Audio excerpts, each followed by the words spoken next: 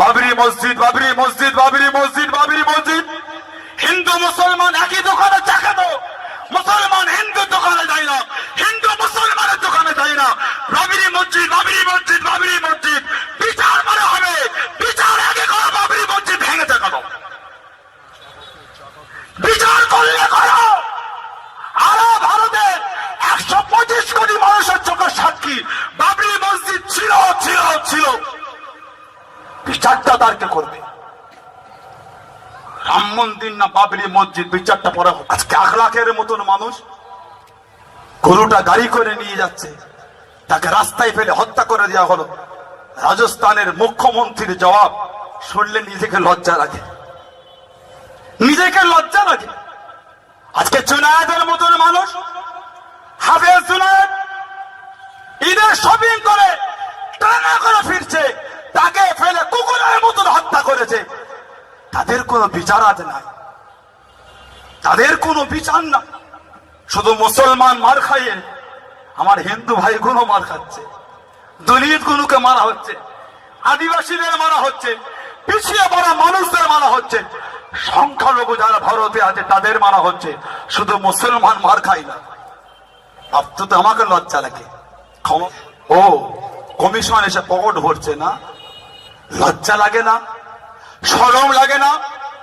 গায়েতে ভারতের স্বাধীনতার পতাকা গলায় ঝুলিয়ে ভারতের মানুষদের মধ্যে বিবাদ তৈরি করতে লজ্জা লাগে না, শরম লাগে না? বলতে আমাকে লজ্জা লাগে। যারা এই সমস্ত মানুষের হত্যা করে তাদের করে গলায় ফুলের মালা দিয়ে বরণ করছে এক শ্রেণীর কিছু অসৎ চরিত্র রাজনীতি। এক কথা ঠিক না ভুল বলছি? বলে বাবরি মসজিদ, বাবরি মসজিদ, বাবরি মসজিদ, বাবরি মসজিদ। হিন্দু মুসলমান একই দোকানে চা খেত। মুসলমান হিন্দু দোকানে যায় না, হিন্দু মুসলমানের দোকানে যায় না। বাবরি মসজিদ, বাবরি মসজিদ, বাবরি মসজিদ। বিচার মানে হবে, বিচার আগে করো। বাবরি মসজিদ ভেঙেছে কেন? বিচার করলে করো। আরো ভারতের 125 কোটি মানুষের চোখের সাক্ষী বাবরি মসজিদ ছিল ছিল ছিল। বিচারটা তারকে করবে। রাম মন্দির না বাবরি মসজিদ, বিচারটা পরে হবে। আগের এই বিচারটা করেন যারা ভেঙেছে তাদের কি সাজা দেয়, তাদের সাজা কি হবে? আজকে নিজের গদির জন্য, রাজনীতির স্বার্থের জন্য, নিজের চেয়ারের জন্য আজ হিন্দু মুসলমানের মধ্যে ডিভাইড করে দেওয়া হচ্ছে।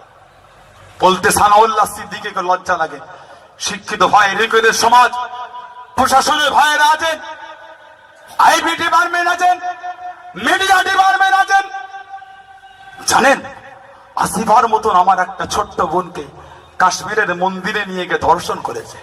তার জন্য কি হিন্দু ভাইদের মন্দিরটাকে খারাপ বলবে? এই কথা বলেন, এই কথা বলেন। তার জন্য হিন্দু ভাইয়ের, হিন্দু সম্প্রদায়কে গালি দেবেন না? এটা আমার ইসলাম নয়। লজ্জা লাগে আমার। এটা এত কলঙ্ক।